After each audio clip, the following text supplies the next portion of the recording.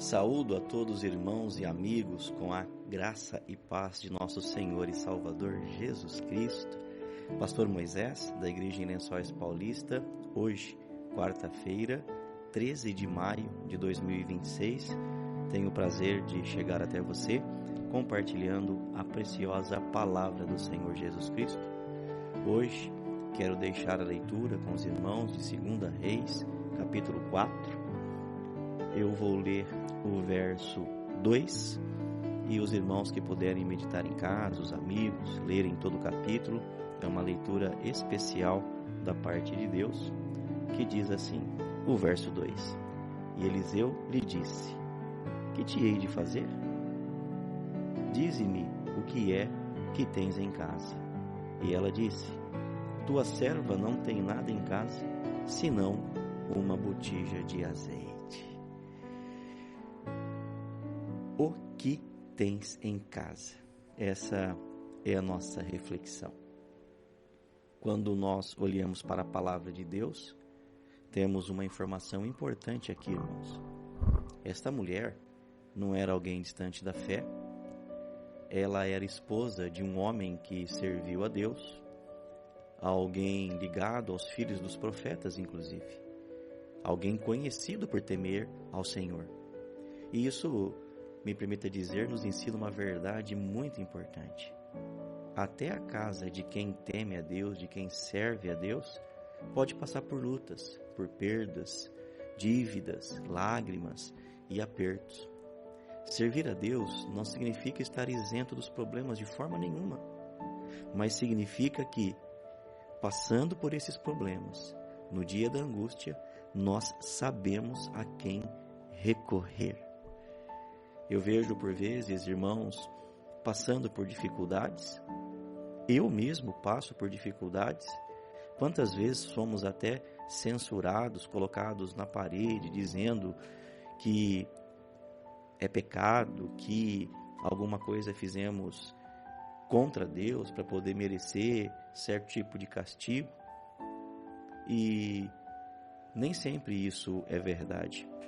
Por vezes passamos pelos problemas, pelos apertos, pelas condições da vida, até por situações que nós mesmos damos causa, e tem muitas delas que é por aprendizado, que é para fortalecimento da fé, para criarmos musculatura espiritual. Então, se essa palavra nesta manhã chega até você, e eventualmente você está nessa condição, passando por perdas, por lutas, por dívidas, por lágrimas, por apertos, eu quero dizer que nós temos um Deus a quem nos socorrer. Louvado é o nome do Senhor. Ele nos ama acima de tudo.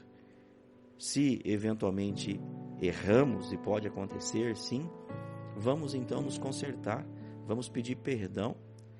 E se é por uma circunstância natural da vida, se é para aprendizado, se é para um ensinamento espiritual, tudo nós podemos nos socorrer de Deus. O texto diz que aquela viúva perdeu o marido, estava ameaçada de perder os filhos e parecia não ter nenhuma saída. Mas a palavra diz que ela fez a coisa certa. Ela levou a sua dor ao lugar certo. Ela procurou o profeta.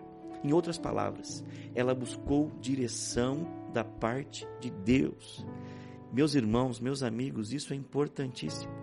Quantas vezes diante da dor nós vamos buscar socorro em lugar errado, em lugar que não é apropriado para o servo de Deus? O que o texto nos ensina é que, passando pela dor, nós também precisamos nos socorrer do lugar correto. E indo ela ao profeta, ao homem de Deus, Eliseu faz uma pergunta profunda: que hei eu de te fazer? Declara-me o que tens em casa. E isso é lindo, porque essa pergunta continua falando comigo, e eu quero acreditar que também fala contigo.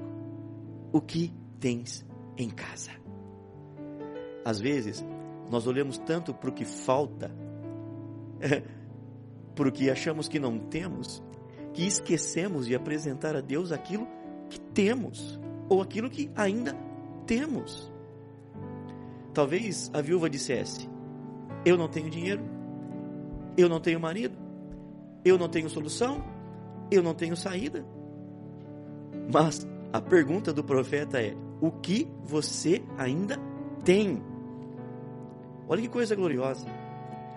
Quem sabe esse áudio te encontre nesta manhã, ou quando você for ouvir o áudio, não sei se tarde, noite, não importa, e você está pensando consigo: eu não tenho nada, eu não sou nada, eu não sirvo para nada, acabou tudo. Mas a verdade é que se você parar um pouquinho e refletir, você vai ver que tem. Por isso, reflita: o que você ainda tem? E essa viúva responde: tua serva não tem nada em casa, senão uma botija de azeite. Perceba, para ela era pouco, mas para Deus o pouco é suficiente para o milagre começar. Louvado seja o nome do Senhor. Ela tinha uma botija de azeite. Era pouco, sim, mas era o insumo do milagre. Deus poderia ter criado o azeite do nada. É claro que Ele tem poder para fazer, porque Ele é Deus. Aliás, do nada, Ele criou tudo. Mas naquele episódio, o Senhor quis multiplicar a partir daquilo que ela já possuía. E esse episódio, ele é também presente para nós nos dias atuais. A palavra diz em Apocalipse: guarda o que tens, para que ninguém tome a tua coroa. Nós temos, é claro que nós temos, é claro que você tem. Você pode estar pensando que não tem, mas com certeza você tem, e é sobre isso que você tem que Deus pode fazer algo especial. Irmãos, amigos, aqui há uma grande lição. Deus faz o impossível, mas precisa começar usando aquilo que já está dentro da nossa casa, dentro da nossa mão, dentro da nossa vida. Entenda, dentro do nosso coração, dentro da nossa consciência. Nós olhamos a Bíblia e é tremendo. Moisés tinha uma vara. O Senhor pergunta: o que tens à mão, Moisés? Moisés tinha uma vara. Davi tinha uma funda. A viúva de Serepta tinha um pouco de farinha e azeite. O menino tinha 5 pães e 2 peixinhos. Esta viúva tinha uma pequena botija de azeite. O problema é que muitas vezes desprezamos o pouco, mas Deus não despreza. O pouco, quando entregue a Deus, se torna campo para multiplicação, e nós precisamos entender isto nesta palavra, porque com certeza você tem algo.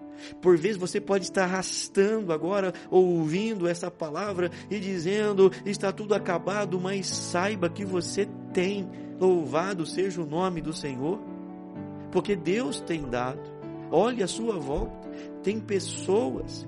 Quando Elias, antecessor aqui de Eliseu, disse para o Senhor: tire a minha vida, porque só eu sobrei, eu não tenho mais nada, não há mais nenhum profeta. O Senhor disse: sai da caverna, Elias. Tem ainda aqueles que se não dobraram a Baal, eu preservei. O Senhor tem preservado azeite na tua vida. Você tem azeite na tua vida. Você tem a unção de Deus na tua vida. Você tem o que o Senhor te deu. Louvado é o nome de Jesus. Aleluia. E Eliseu então dá uma ordem: vai, pede para ti emprestado vasilhas a todos os vizinhos, vasos vazios, não poucos. O milagre não acontece sem obediência, irmãos. Ela precisava sair, pedir vasilhas, preparar espaço, fechar a porta e começar a derramar. O azeite era de Deus, mas as vasilhas precisavam ser buscadas. Isso nos ensina que fé não é ficar parado esperando tudo cair do céu, não. Fé é obedecer, fé é trabalhar, fé é obra. Louvado seja o nome do Senhor Jesus Cristo. mesmo quando a lógica humana não entende.